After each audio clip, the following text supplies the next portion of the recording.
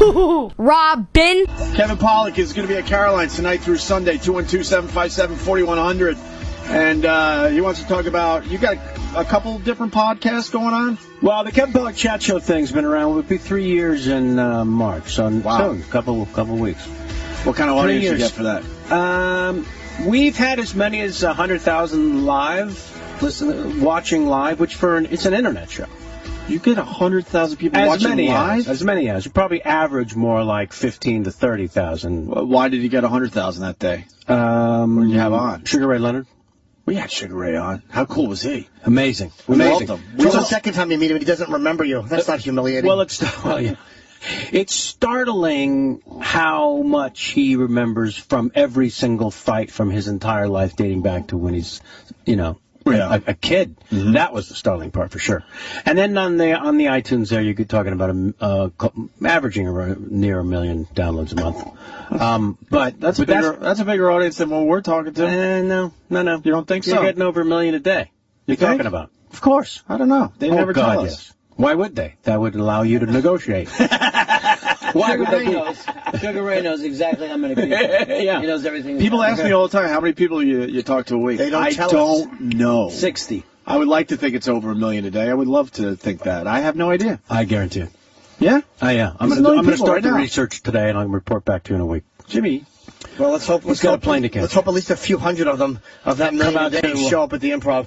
And in 1 hour, my pre-sale happens for my Cleveland tickets. Sorry to keep plugging, PlayhouseSquare.org, April 28th, Ohio Theater, live 1 hour.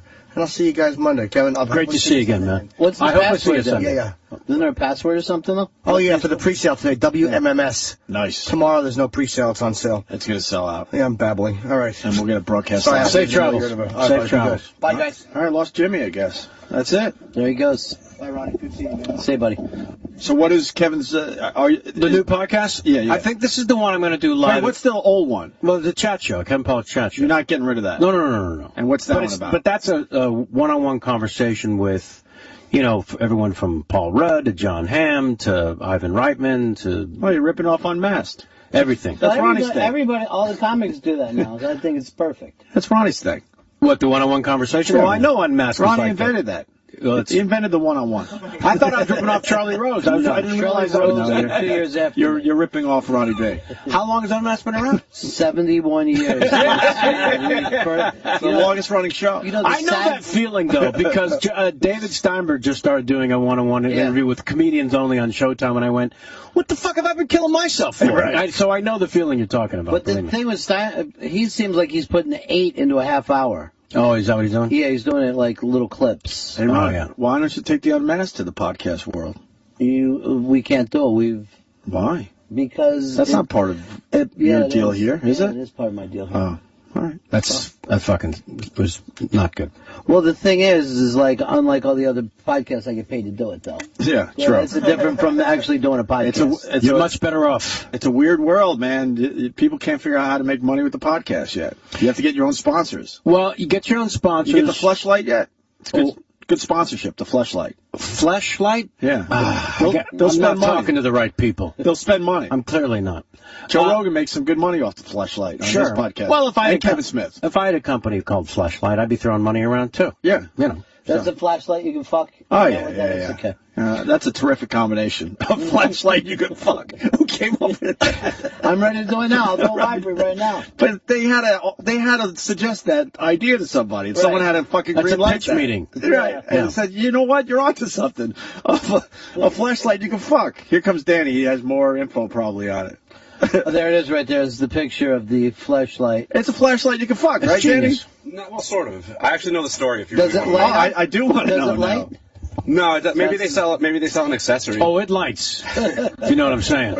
Actually, I had an opportunity to meet the CEO of Fleshlight. Oh wow! And yeah, that's pretty impressive, dude. He's a cool guy, and let me tell you, man, they clean up. I know they do. They clean up. They're fucking sponsoring How many podcasts. guys are fucking Fleshlights? What do you mean they clean up? What are the Well, I saw their offices, and it was incredibly impressive, to say the least. Right. There was a lot of money floating around that office, so that tells me that a lot of people are fucking plastic toys. I'm just thinking if I'm going to go down that road, I would want the whole fake woman, not just this looks Not just the Fleshlight? yeah, this I'm looks telling too you, serial killer-ish. I'm not bragging here. I might have to fuck a Spotlight. Yeah, I'm looking at that. You're going Spotlight. Now they have some fancy ones. You don't have to go all fancy like that, Ron. You could just get the straight up, the black casing with the regular size pussy But inside. what's the story? The gotta story know. goes, this guy who made these, he was in Hollywood doing special effects. Right. So he already had experience with latex and different plastics and stuff.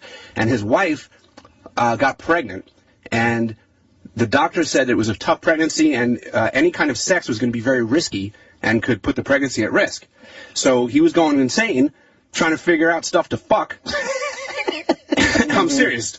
So he had a flashlight, it was similarly shaped, like a big ever-ready flashlight. Yeah. Figured, hey, I could make a plastic pussy, shove it in there, and fuck the shit out of it. And so he did, and now he's a multi-millionaire. Is he really a multi-millionaire? Without It shouldn't be that shocking to you. Without a If doubt. you could figure out different ways for guys to fuck, you're going to make money. No, I'll tell you this, too. But I want to know the ideas that didn't work. You know what I mean? Well, the flesh sander. The flesh sander. That one didn't work out so well. The pussy that was shaped like a fire hydrant did not catch on, shockingly. The flesh fish They had wasn't a big hit. They had a truck that backed up into you with a vagina on the tailpipe. That didn't work. Now, let me tell you, one of the best things about meeting this guy was getting the factory tour, because I got to watch all these old, Hispanic ladies, making these pink plastic pussies all day, and that was quite hysterical. That's the name of my fourth book, by the way. That's so weird that you saw that. And you do get a what do I want to say here? You get a consolation prize for visiting, and so I got my own Fleshlight. Oh, nice. And so I'm like, this is cool, but I started to freak out because I'm like, all right, I'm in Texas, I got to go home to New York. I don't have any checked bag. I just have my carry-on. So I'm like, now I'm hoping they're going to scan my bag to the X-ray. They're going to see this weird. They probably have seen it all. Yeah, and that's what I was thinking. That's what I was praying for. Right. And sure enough, nothing happened. And I'm like, how do you not open my bag for that? And so surely I'm sure enough guys. A million of them coming out of Texas.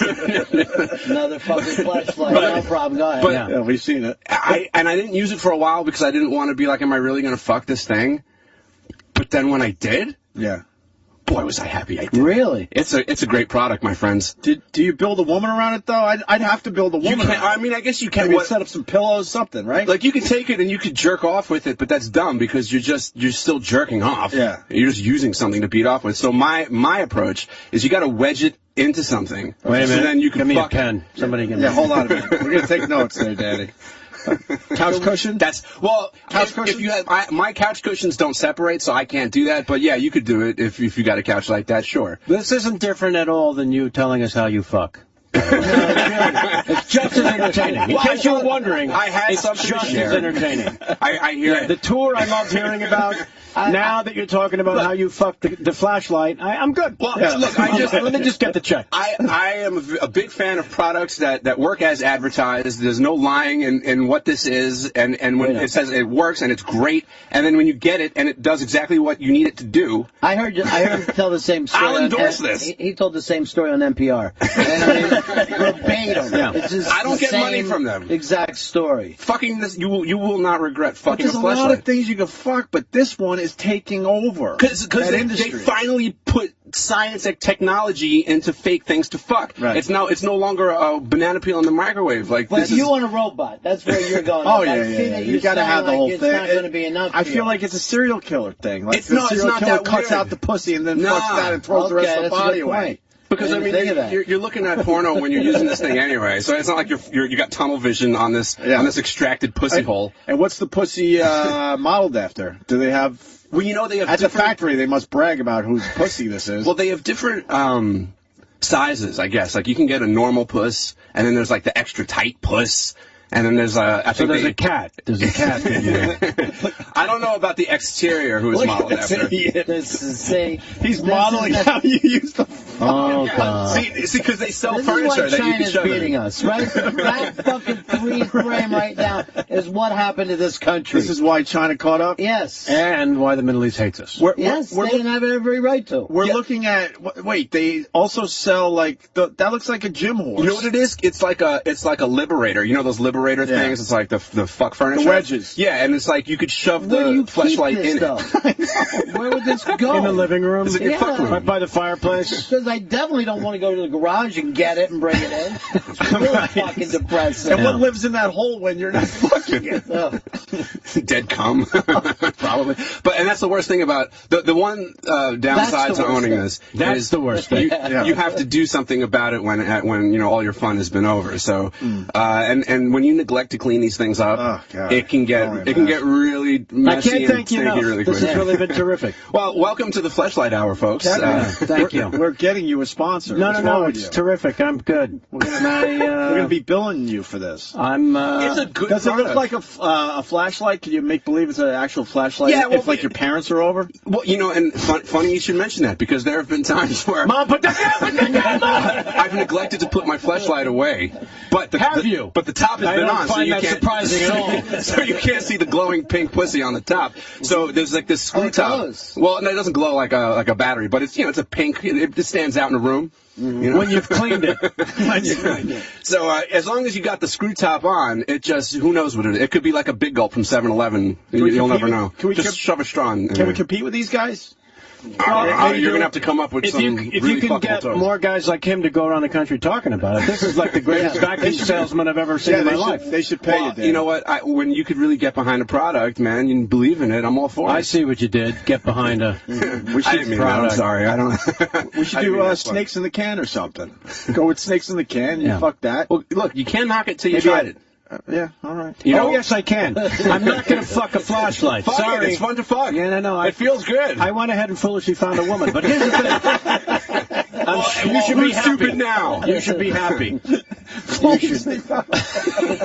Yeah, I went ahead and found an actual Call me crazy, person with a personality and a brain. But no, you keep that flashlight handy. I put the screw top back on and put it right back in the bathroom. Yeah, I'm so unbelievably happy for you. And you I really am. you don't practice safe sex with this thing just to keep it all nice and clean. You know what? You can't.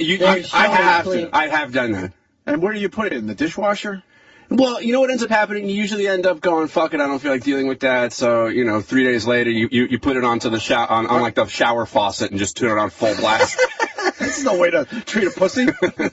Well, I mean, look. Is this a video of actually how to clean it? Why don't you just throw it in the garbage with your dignity? Just fucking throw it all out. I want to use it again. Dude, man, I listen to Joe Rogan, and they're selling a shitload of these things. What's that, the cleaning fluid? Cleaning fluid? Cleaning your You make your fleshlight own. is very simple. First, remove the fleshlight sleeve from the case and run water through it. Squeeze out the cum. Brilliant wash out the case casting an and both English of the caps. woman to do this. Once clean, store the fleshlight sleeve and case in a well-ventilated area so that your fleshlight will completely dry. Following these simple care instructions will ensure that your fleshlight will last you a lifetime. So here's the instructions in case you missed it. After you're done coming inside of it, clean it. Well, that's the lesson to be learned from is this too much for you, Kevin?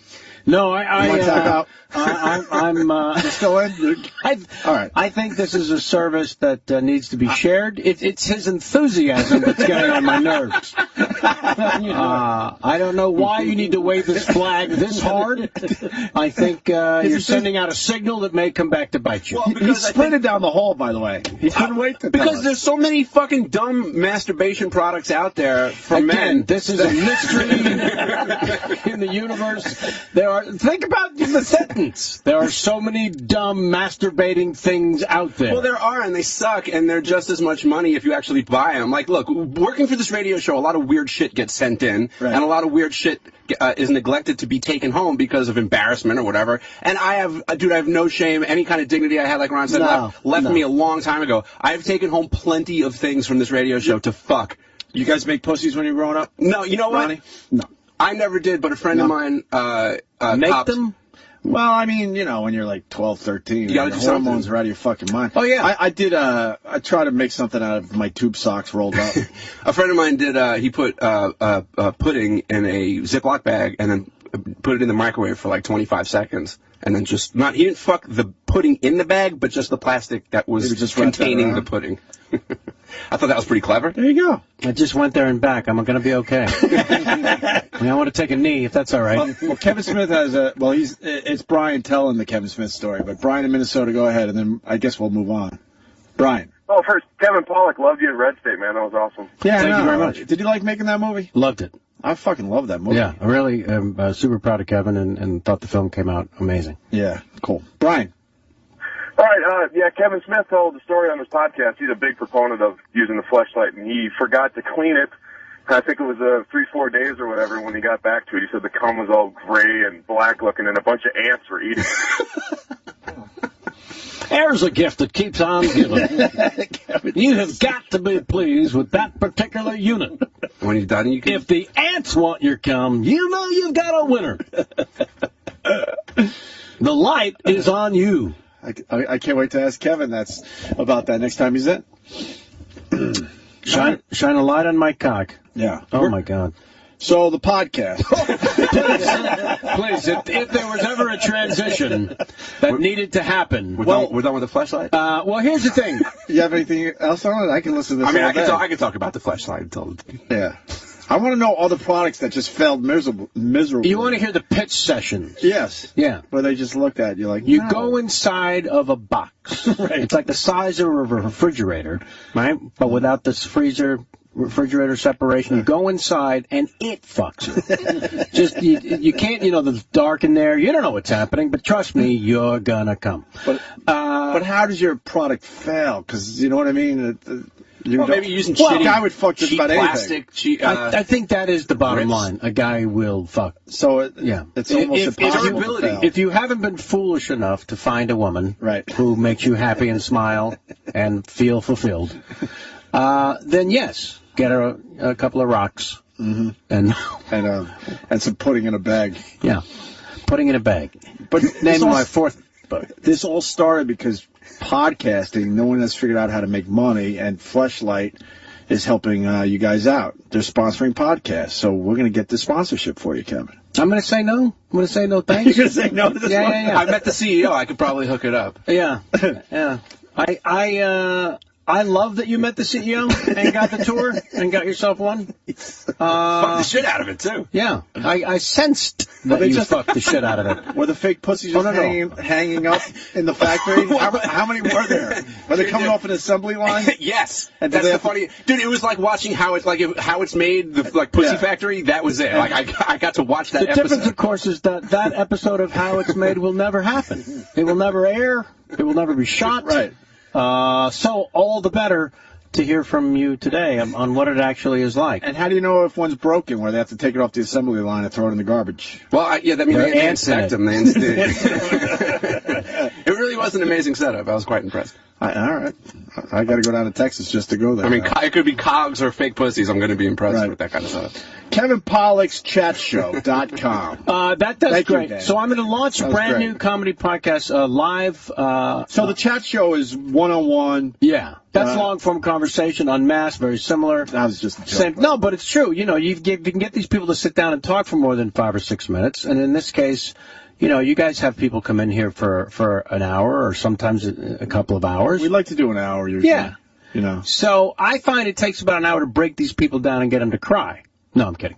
Did Sugar Ray Leonard cry? No. We had him almost in tears. He hinted that he might have been touched. Yeah. No, that happens. I mean, they get choked up talking about things without question. But so I wanted to do a comedy podcast because this idea had kind of been kicking around for a while. Jay Moore, when he does his impressions, what makes them great, and I would like to think, I know this about him, that he would agree, is when you find the impression is conversational. It's one thing to do an exaggerated version of an impersonation, but when you can get them into an actual conversation where they're not using a famous, quotes or whatever. Yeah. That's when it becomes interesting to me. So, like Jay, I've been doing Christopher Walken for quite a while. And I'm not saying if you Google the sentence Christopher Walken impersonation, I come up first. It's not a competition.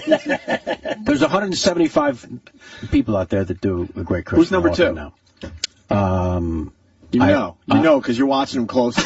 I know who's you number know. 2 on the site? No, who's some number? kid from YouTube on Google. Oh, really? On Google, if you look it up. There's There's a whole page dedicated to Asian Christopher Walken impersonations. The whole YouTube channel. Can I hear the Asian Christopher Walken for a second? Hi there, folks. It's me again. Asian British guy. So, I've had an overwhelming response Asian to British guy.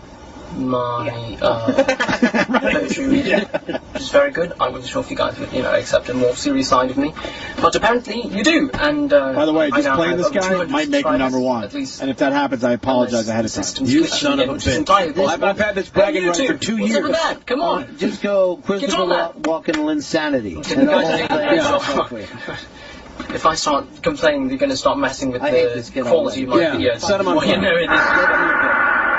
Is he doing the impression yet? No, not yet. Come on, Sam. But he has almost a million views. When does he do the impression? And then, the most fun. Please, I'll give you $47 right now to stop this. Yeah. And put in, just type again Christopher Walken impersonation and hit. There you go. So that's you.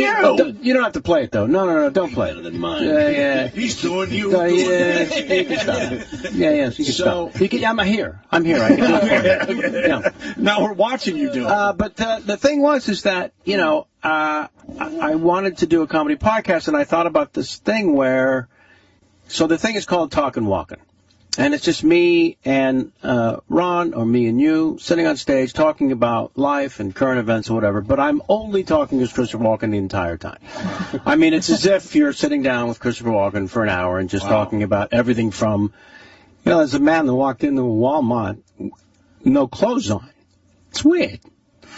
It's odd to me, only in the sense that, at what point do you make that decision?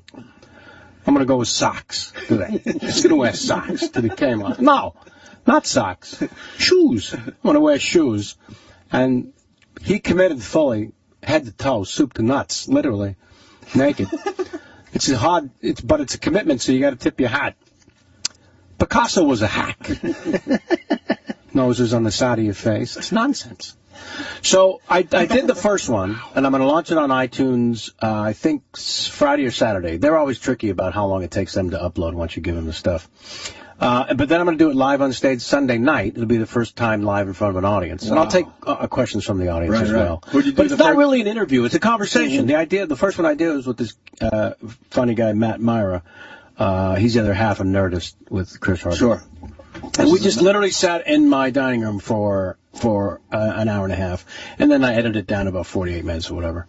But yeah, it's the conversational side. That's what always made an impression interesting to me. You could always do the exaggerated version or use the quotes from films or cowbell. I mean, stop it already with this, right?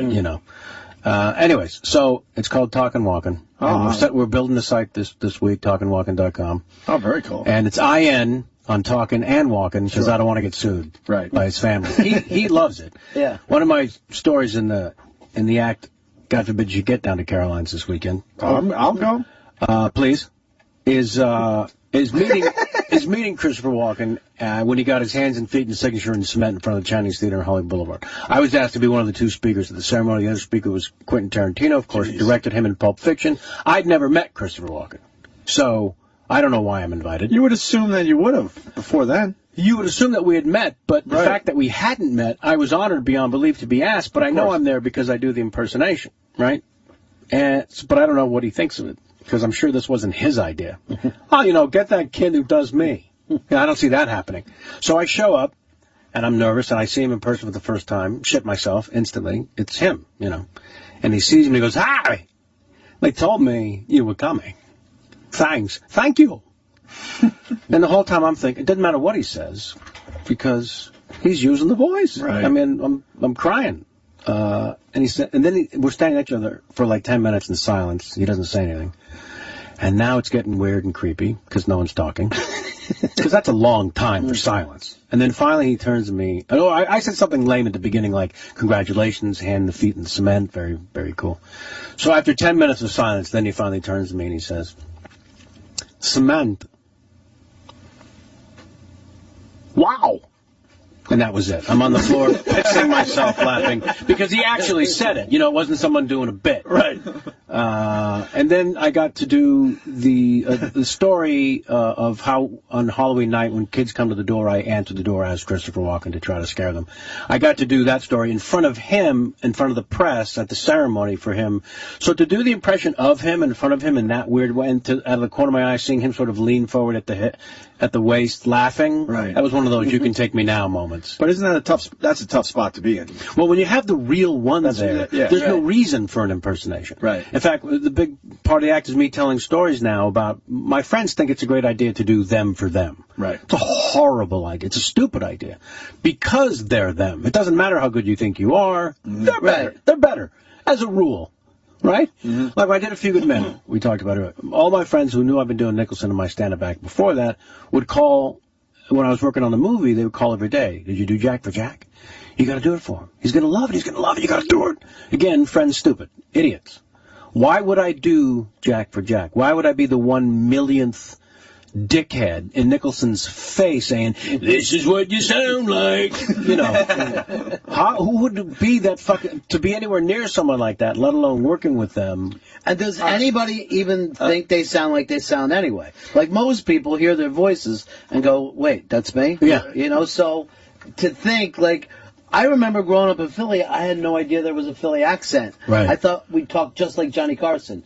So it wasn't until after I moved from there that I started to hear the accent. Right. You know? Yeah. Alan Arkin said, you know, if you notice since you started doing me, I stopped stammering. I don't stutter as much. I just talk directly and without stopping or thinking. I hated the sound of you pausing and thinking about it. Yeah, sometimes they... I gotta ask, did you end up doing Jack to Jack? Was there just a moment? No, there was no way in hell, because I was convinced he was going to say... I just assumed that maybe he let his guard down one day, and you went, what the hell? What if he doesn't like it? Because it was so, honestly, it was so thrilling to be anywhere near someone like this, let alone have him consider me a fellow professional working on this thing. I'd rather talk to him about, you know... Did he know you did him? I don't know, because I never asked. You know what I mean? I'd done it on The Tonight Show with Carson. I mean, it was out there. I know. It was out there. He could have seen it, that's for sure. He must have saw it. But, yeah, he told me the most amazing story. Oh, God, I've never told this story. I just realized. While we're working on A Few Good Men, the news breaks Magic Johnson is HIV while we're working on the film. So everyone, of course, on the set, all the crew, everybody, one at a time is coming by Jack to either say, hey, man, sorry, because you know he's Mr. Lakers, right? Or say, what the fuck? What does this mean? You know, because a lot of people just couldn't wrap their brain around it. So the whole day, Jack's kind of walking around in a bit of a fog. And, you know, there's base camp where the trailers are. And it's always a little bit of a walk from the stage. In this case, we shot on a sound stage or the set, wherever you are. So... You know, Jack was one of those enigmas to me where I wanted to leave him alone. I didn't want to force a conversation on him. If it happened, it happened. I didn't really want to, you know, I don't like bugging people. Because I'm still that kid who can't believe he's there, honestly. So, and especially with that film, for me, it was like being brought up to the majors, let's face it. Everybody in the movie's famous except for me. I remember actually, Robert. You weren't famous then? Well, I mean, I had done Avalon and I'd done some things, but that movie was a juggernaut. You know, Nicholson head toe-to-toe with Tom Cruise. I mean, it was a bit... Sure. I remember Robert Reiner said to me while we were sort of prepping, he says, listen, Jack's going to be swinging for the fences because he doesn't, you know, that's the way the character's written, and he's going to be in all of his glory. Tom's going to be swinging for the fences to keep up with Jack. Demi's definitely got to swing for the fences to try to keep up with those two. I need you to hit like a double into the gap. Get on base. Yeah, just get on base. That was so great. Wow. So we're walking back to the base camp where the trailers are, and this one particular day, where the news broke about Magic, and Jack's all bummed out, is the day that I find myself walking alone with Jack back to the trailers. We just got both released at the same moment or whatever. People stand around and have a conversation. And then he and I are walking side by side back to the trailers. And again, I'm not starting the conversation. It's a weird day already for him. So he's walking and he just keeps saying, it's surreal. It's just surreal. The whole fucking thing is surreal. And we get closer to the trailers, and we're past his first, and he puts his hand on the door, he's about to enter his trailer, and he stops, he turns back around, and he says, you want to hear a story about surreal? And I'm now like, are you fucking kidding me? Jack Nicholson wants to tell me a story about what he thinks is surreal? Wow. Why, yes, Jack, let me pull up a fucking chair. Wow. So I said, yeah, sure. And he says, I'm doing this picture, Chinatown. Already, I'm done. I'm done. I'm doing this picture, Chinatown. Might have heard of it. And I'm rehearsing this scene with John. He's talking about John Huston, who directed it. And he's saying, I'm doing this scene with John. Oh, no, I didn't direct it. Polanski directed it. John Huston acted with him in the movie as well as the scene. We're rehearsing, and while we're rehearsing the scene, I look over his shoulder, and about 30 yards away off in the distance, walking towards the set, is his daughter, Angelica. And I had just started banging her a couple of weeks before, and I hadn't figured out a way to tell the old man. And you have to understand, I would have killed for him. He was like a surrogate father. He was everything to me. And I remember, how am I going to tell him? It was so upsetting, because if he had asked me to kill her in that moment, I would have done it. That's how much he meant to me. And as I'm thinking about all this, I come out of my head, back into the rehearsal, right as John Huston says to me in the rehearsal of the scene, Mr. Giddis, are you sleeping with my daughter? That's fucking surreal. And he spins around and walks into his trailer, and I'm standing there like, did anyone else hear this? Did this just fucking happen? Blew my shit anyway. I don't know why I never told that story. That's a great story. Oh, probably because he mentions he was banging a junkie. Yeah. Don't want to be disrespectful, but there you have it. But he was with her for how many years Forever. after that? Yeah. Long time. Yeah. Nobody bigger, right? Nope. Jack. Nobody bigger. Well, also, how are you cool to 5 decades? Right. That's the real brain fuck. I mean, he was cool out of the get, I was at a prize fight where it was fucking tons of celebrities. I think it was Holyfield and somebody in Vegas. And literally, when fucking Nicholson just came in, everybody turned. All these celebrities. Even the celebrities. Turned to go like, Jack. You can see fucking celebrities going, Jack Nicholson's here. Yeah, because you see that a lot when you see celebrities that won't turn for other celebrities. Yeah, because... But when they do, then oh, fuck, that's greatness right there. When they're turning their fucking heads, too. Because Kevin's right. In, 1969, people were like, there's fucking Jack Nicholson. And it's never stopped. 70s, 80s, 90s, the O's, and now. And now whatever we call How the fuck do you stay cool to each generation? It's impossible, is what it is. Sure. It's literally impossible. And never done an interview. Only in print. It's never appeared on camera his entire life to give an interview. What about the Carson? What about the Carson stuff? Never did. Never did. Never did Carson? I'm telling you, never did anything on camera ever. He never did Carson? Never did Carson. I was assumed he did. No. Isn't that something, though? Imagine, again, part of the mystique. I think that's part of what kept it so cool. Wait, he never sat down for an interview. I'm not kidding. I'm learning this today for the first time. You would... no, I believe you. You would read, in, Esquire, GQ... Yeah, he gives Playboy, great interviews all that stuff. in print. Those guys a week. But I even remember when they started, when stuff like E! Entertainment yelled stuff to him as he was going in, and he would just say something on the way in. That seemed weird to me. Right. Because it was so long before you would only see pictures of him. Well, here's the question. Why do you think that's what he did? Because he wants to be a fucking movie star. He wants to be an actor He's and old a movie school. star. He's old school, and I think the belief was if you get on camera and talk about yourself, people will know that you're not as cool as they thought you were. Right. I mean, honestly, it happens immediately. You can't compete with that. No. Just some of the characters he played, probably. Yeah. And the fact that we would go make up our own rumors about what his life was like. You know what I mean? That would be probably... But how many other guys never did an interview? You know what? I think it took, even De Niro a lot of years before he started doing them. And now, I wish he didn't. Yeah, of course. I mean, when you see him... We joke about that. Jimmy and joke about that all the time. Worst he thing falls apart as soon as even he has Marlon to talk. Brando ended up on that stupid Larry King interview. Yeah. That was pretty cool. I mean, he held out forever. But I remember seeing that was recently a moment, though, don't you think? A clip. Oh, yeah. He did all right. Oh, yeah. Showed how weird he really was. Yeah, which was great. Everyone assumed. Good point. But it was Richard Burton, I think, was interviewed by Cavett. Or no, Merv Griffin. Merv Griffin went to the set of some film and sat down with him. And that was weird, seeing somebody like that who, there's a weird mystique. I don't think it exists today, which is why you have all these... Oh, man, these guys got to do 1 million interviews for every project. That's the fucking problem. They just have to. There's 15 of them during that week, you'll see them on every single show. And, some of these guys repeat stories. And a lot of actors aren't personalities. Right. You know what I mean? Like, I think maybe De Niro, that's the thing. Like, he's kind of empty and then fills it with the character. But I always wondered why they didn't invent, like, a talk show character.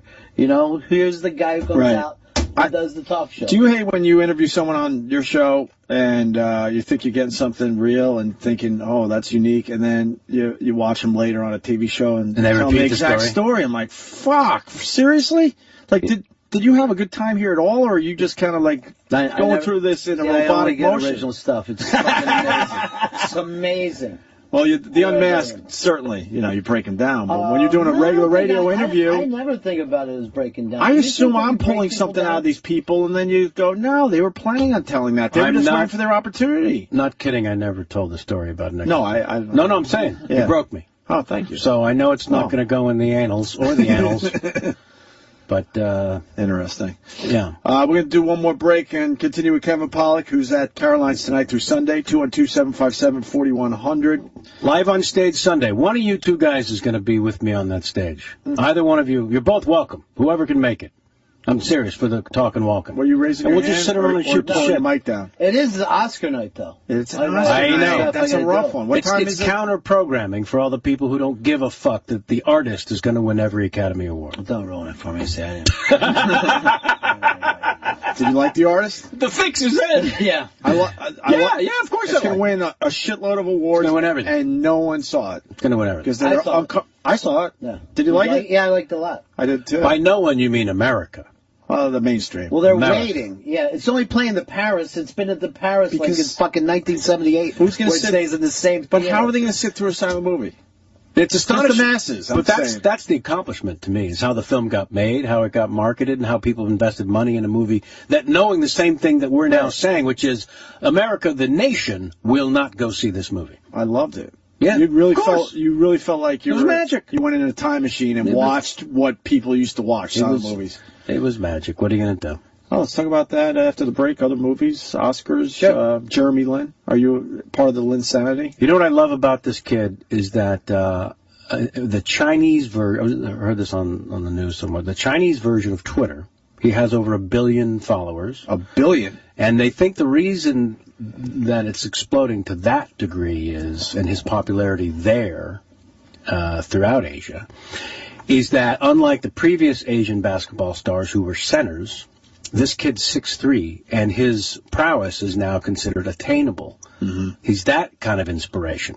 That's it's one of the reasons the guards get more money usually. Right. Not usually, but in a lot of cases. Well, when they looked at Yao Ming, they're like, no, none of us are going to be 7'2" or whatever he is. Exactly. But they love basketball in China. Yeah, they do. The last Olympics, when they're fucking chanting MVP at Kobe for and Kobe's like, what? Yeah. Really?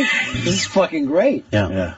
So this kid now represents, you can do this too, because he's 6'3". Right. So it's beyond hero. It brought me back, man.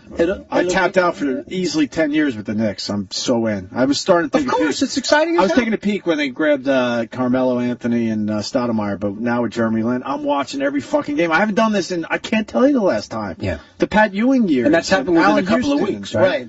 John Starks years. That's astonishing that it happened within a couple of weeks. Isn't it? Here's what's funny, though. If fucking LeBron would have came here... It would have been madness, and he's just realizing that. Right. Like, no one gives a shit that he's in Miami. He was scared. Scared of failing here? He's just scared in general. All the talent in the world, but just a scared guy. I've been watching him this year. He's a fucking animal, man. Are you watching basketball? Yeah. Can you talk him out of that beard, do you think? No, I think it works for him as like a black lumberjack. What do you think for tonight? Knicks Heat? The Heat's going to crush them. I They're think so, fucking too. Unbelievable. I don't think anyone's stopping them. I think so, too. I mean, the Knicks are still trying to figure out what all this means and trying to put the pieces together here. And I don't know how good this Lynn kid is. He's good, man. He's fucking good. I'm telling you, you'll have to watch the game tonight. I don't disagree. It's gonna be. I think it's gonna be a tough game for the Knicks down in Miami. Yeah.